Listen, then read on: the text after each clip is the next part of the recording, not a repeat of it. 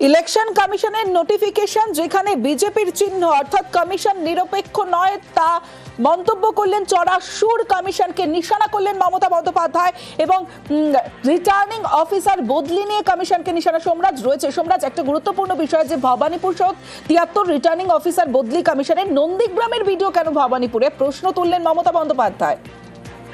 দেখো, সব থেকে যেটা গুরুত্বপূর্ণ প্রশ্ন যে মধ্যরাতে কেন বদলি করলো ফের। এর আগেও আমরা দেখেছি রাজ্যের মুখ্য সচিব, রাজ্যের স্বরাষ্ট্র সচিবকে মধ্যরাতে বদলির নির্দেশিকা নির্বাচন কমিশন জারি করেছিল। তোমার হয়তো মনে আছে যেদিনকে রাজ্যের নির্বাচনী নির্ঘণ্ট জারি করা হয়েছিল সেদিনকে রাত্রিবেলাতেই রাজ্যের মুখ্য সচিব, রাজ্যের স্বরাষ্ট্র সচিবের বদলির নির্দেশিকা জারি করা হয়েছিল, যা নিয়ে সরব হয়েছিলেন মুখ্যমন্ত্রী মমতা বন্দ্যোপাধ্যায় এবং নির্বাচন কমিশনের বিরুদ্ধে সরব হয়ে তিনি প্রশ্ন তুলেছিলেন কেন মধ্যরাতে বদলি। আর এবারও আমরা দেখলাম গতকাল নির্বাচন কমিশনের তরফে রাত্রিবেলায় অর্থাৎ অফিস আওয়ার শেষ হওয়ার পর রাত 10টারও পরে নির্বাচন কমিশনের তরফে রিটার্নিং অফিসারদের বদলির নির্দেশিকা জারি করা হয়েছে, যেখানে ভবানীপুরে রিটার্নিং অফিসারকে বদলি করা হয়েছে। মধ্যরাতে কেন এইভাবে নির্দেশিকা জারি করা হবে তা নিয়ে আজ মমতা বন্দ্যোপাধ্যায় প্রশ্ন তুলেছেন, নির্বাচন কমিশনের বিরুদ্ধে সরব হয়েছেন। তিনি এর আগেও প্রশ্ন তুলে সরব হয়েছেন যে নির্বাচন কমিশন নিরপেক্ষ নয়। আজ ফের সেই দিকেই প্রশ্ন তুললেন মমতা বন্দ্যোপাধ্যায় যে নির্বাচন কমিশন নিরপেক্ষ নয়, একতরফা ভাবে নির্বাচন কমিশন কাজ করে যাচ্ছে। মূলত ভবানীপুরে রিটার্নিং অফিসারকে বদলি এবং তার জায়গায় যে অফিসারকে আনা হয়েছে একে কেন্দ্র করেই মমতা বন্দ্যোপাধ্যায় সরব হয়েছেন। প্রথমত, মধ্যরাতে কেন এই ধরনের রিটার্নিং অফিসারের বদলি নির্দেশিকা। দ্বিতীয়ত, একজন অফিসারকে নিয়ে আসা হলো যার বিরুদ্ধেও মমতা বন্দ্যোপাধ্যায় সরব হলেন, কার নির্দেশে নির্বাচন কমিশনই কাজ করছে এবং তাকে কেন্দ্র করেই মমতা বন্দ্যোপাধ্যায় নির্বাচন কমিশনের বিরুদ্ধে সরব হয়ে বললেন যে এই নির্বাচন কমিশন একতরফা ভাবে কাজ করছে এবং একটি রাজনৈতিক দলের হয়ে কাজ করছে। কার্যত বিজেপির নাম না করে মমতা বন্দ্যোপাধ্যায় ফের নির্বাচন কমিশনের বিরুদ্ধে সরব হলেন। বেশ,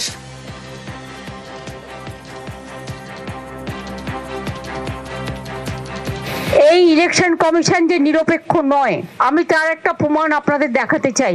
ইলেকশন কমিশনের নোটিফিকেশনে বিজেপির ভোটের চিহ্ন সিম্বল। একটা ইলেকশন কমিশন তাহলে কার ইশারায় চলছে, কার কথায় চলছে? নন্দীগ্রামের বিডিও চলে আসছে ভবানীপুরে, কারণ গদ্দারের নিজের লোক বলে ৭৩ জন রিটার্নিং অফিসারকে কালকে চেঞ্জ করা হয়েছে। এর আগে চিফ সেক্রেটারি থেকে, হোম সেক্রেটারি থেকে, ডিজি থেকে, সিপি থেকে প্রায় ৬০-৭০ জন আইএস আইপিএস কে বাংলায় যারা কাজ করে বাইরে পাঠিয়ে দেওয়া হয়েছে। আর now the cat is out of the bag. Election কমিশনের নোটিফিকেশনে বিজেপির চিহ্ন, তো ব্যাকডোর থেকে খেলছেন কেন? সামনাসামনি খেলুন, সবাই তো বুঝতে পারছে। এর আগে বাংলার অফিসার বদল নিয়ে কমিশনের বিরুদ্ধে সরব হয়েছিলেন মমতা বন্দ্যোপাধ্যায় 15ই মার্চ।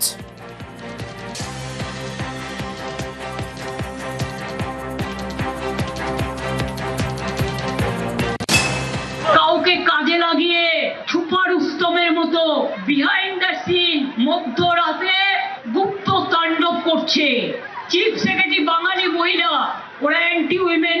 আর বিজেপিকে সন্তুষ্ট করার জন্য যে দেশের প্রধানমন্ত্রী নিজে, আমি শুনেছি মিটিং এ বলেন চুন চুনকে মারেঙ্গে, আমি ওনাকে বলি দেশকে আপনি কি করে রক্ষা করবেন? আপনার মুখে এটা শোভা পায় না। 16ই মার্চ বাংলার অফিসার বদল নিয়ে কমিশনের বিরুদ্ধে সরব হয়েছিলেন মমতা বন্দ্যোপাধ্যায় এবং আজ রিটার্নিং অফিসার একদিকে মাঝরাতে তালিকা প্রকাশে চড়া সুর মমতা বন্দ্যোপাধ্যায়ের, অন্যদিকে নন্দীগ্রাম, ভবানীপুর সহ ৭৩ রিটার্নিং অফিসার বদলি কমিশনের নন্দীগ্রামের ভিডিও কেন ভবানীপুরে, প্রশ্ন তুলে চড়া সুর মমতা বন্দ্যোপাধ্যায়ের।